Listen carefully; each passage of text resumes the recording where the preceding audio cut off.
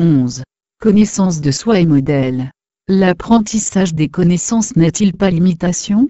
Peut-être pas dans le sens où l'on réplique à l'identique les manières et les comportements des personnes chargées de l'enseignement, quoique, mais dans le procédé, écoute, assimilation et reproduction des connaissances.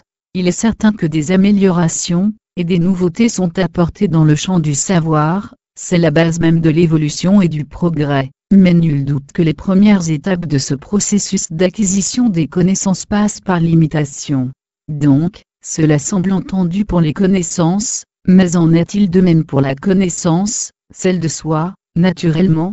Si la réponse est un non catégorique, il faut tout recommencer depuis le début, se retrouver dans la situation de la première conscience, qui s'évertue à se connaître, pas facile pour le moins.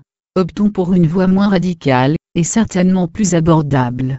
Lorsque le souhait d'aller à la rencontre de sa nature profonde émerge, la conscience ordinaire dispose dorénavant d'une multitude d'informations et de supports pour s'y atteler. Trop peut-être, excès de bien ne nuit pas, mais peut embarrasser et ralentir, si le choix approprié n'est pas au rendez-vous. Dans cet itinéraire si particulier de la connaissance de soi, et selon des usages bien établis, la quête personnelle semble insuffisante, voire hasardeuse, et la présence d'un guide avancé sur le chemin, une présence incontournable.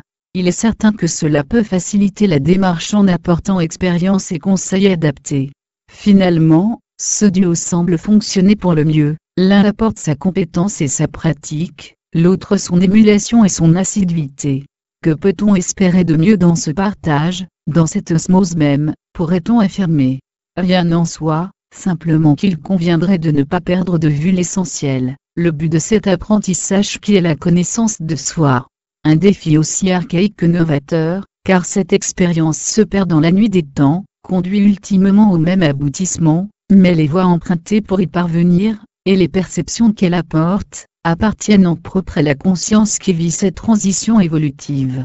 Alors comment concilier tout cela, l'omniprésence de l'enseignant, le tiraillement entre l'ancien et le nouveau? En surveillant sa pratique, permet-elle d'aiguiser ses perceptions? Plus encore, développe-t-elle correctement l'intuition? Cette aide intérieure et personnalisée, apporte-t-elle sérénité et confiance au quotidien dans cet engagement?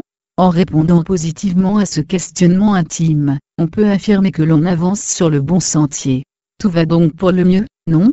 Il semble qu'un léger nuage se profile à l'horizon de la conscience qui vit cela. Qu'est-ce donc? L'ombre d'un délicat regret, lorsque l'on pense à tous les enseignements transmis par la personne que l'on appelait maître, et à laquelle on pense toujours en ces termes. Cette amertume semble même s'accroître avec la distanciation que cet éveil intérieur s'emploie à disposer entre le maître et l'élève. On peut simplement y voir la manifestation de la conscience émotionnelle, s'y maintenir, voire s'y complaire, ne ferait que renforcer cette attraction, attestant le retour triomphal de la conscience ordinaire. La connaissance de soi passe nécessairement par l'individuation, elle trouve en cela sa parfaite résonance, le comprendre et l'accepter, n'est-il pas la plus haute gratitude que l'on puisse exprimer envers les personnes qui nous ont guidés sur cette voie?